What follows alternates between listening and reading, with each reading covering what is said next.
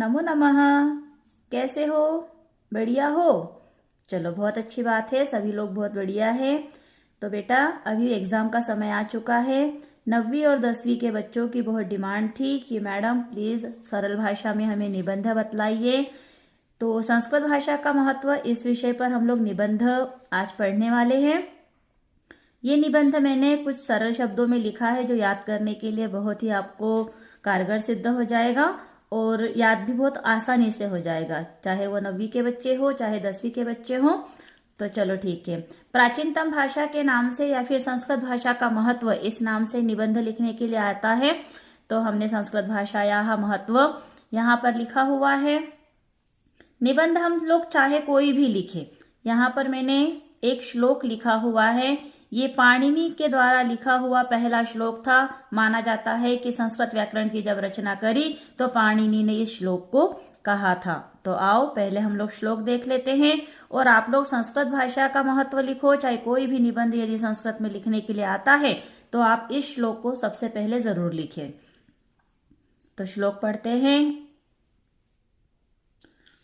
तो आओ हम लोग श्लोक देख रहे हैं। आप लोग भी मेरे साथ बोलेंगे। नृत्तावसाने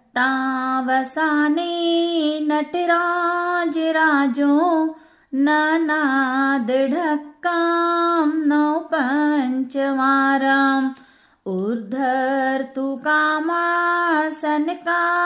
सिद्धान् एति द्विमर्षे शिवसूत्र जालम। Very good. अब आप लोग भी इस श्लोक को दोहराओ। चलो ठीक है, अब हम थोड़ा सा आगे बढ़ेंगे। अब निबंध की शुरुआत करते हैं। तो मैं आप लोगों को निबंध की एक एक लाइन यहाँ पर संस्कृत में पढ़ूंगी और उसका हिंदी रूपांतरण भी बतलाऊंगी, जिस वजह से आप लोग इसे याद करने में काफी हल्का महसूस करेंगे। तो चलो निबंध को देखते हैं। लेकिन हाँ, मैं फिर से कह रही हूँ कि श्लोक हमें लिखना कंपलसरी है। श्लोक लिखेंगे उसके बाद ही हम लोग निबंध शुरू करते हैं। संस्कृत भाषा अस्माकं देशस्य प्राचीनतमा भाषा अस्ति। हिंदी अर्थ देखते हैं। संस्कृत भाषा अस्माकं यानी हमारे देश की प्राचीन भाषा है।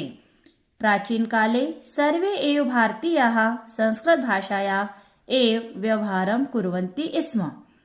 अर्थात प्राचीन काल में सभी भारतीय संस्कृत भाषा में ही व्यवहार अर्थात की विचार विमर्श करते थे।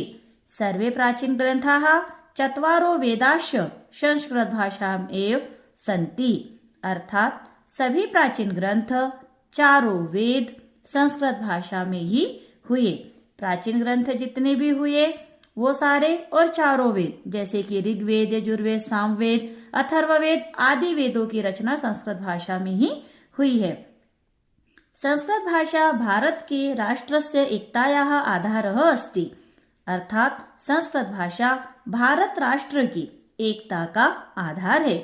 संस्कृत भाषा भारतस्य प्राणभूता भाषा अस्ति। संस्कृत भाषा भारत की प्राणभूत भाषा है। संस्कृत भाषा एव देववाणी, देवभाषा, सरला, मधुरा, परिष्कृता च अस्ति।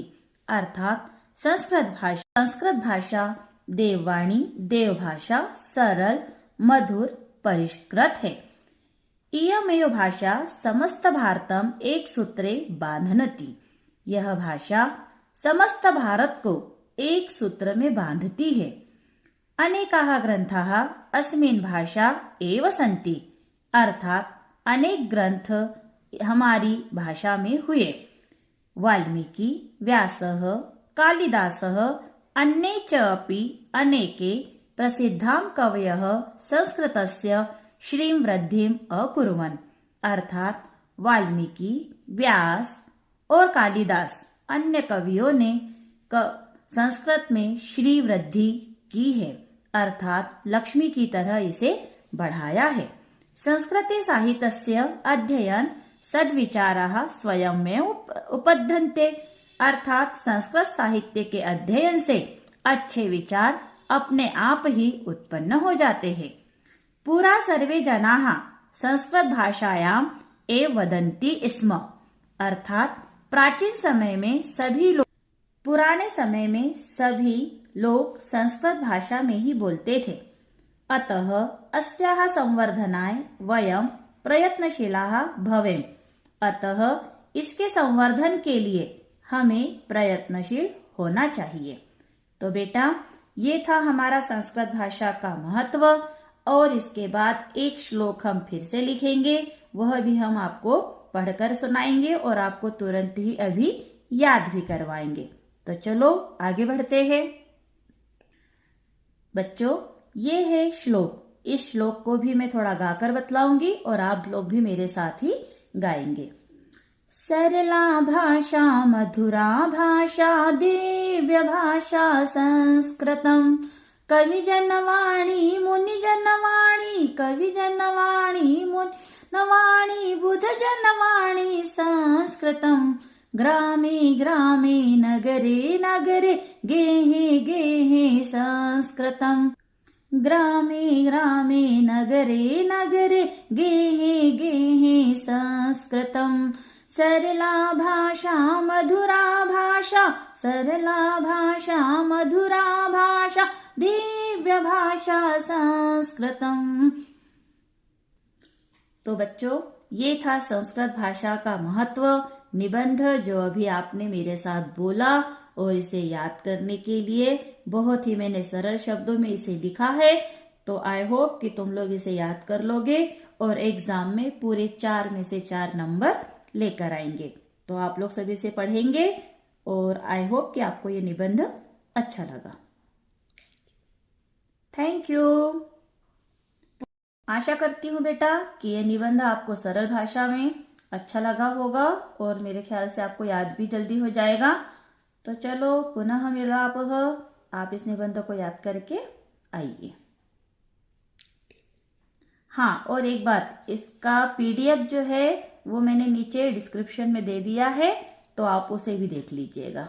ओके, धन्यवादाः, पुनर्मिलापः।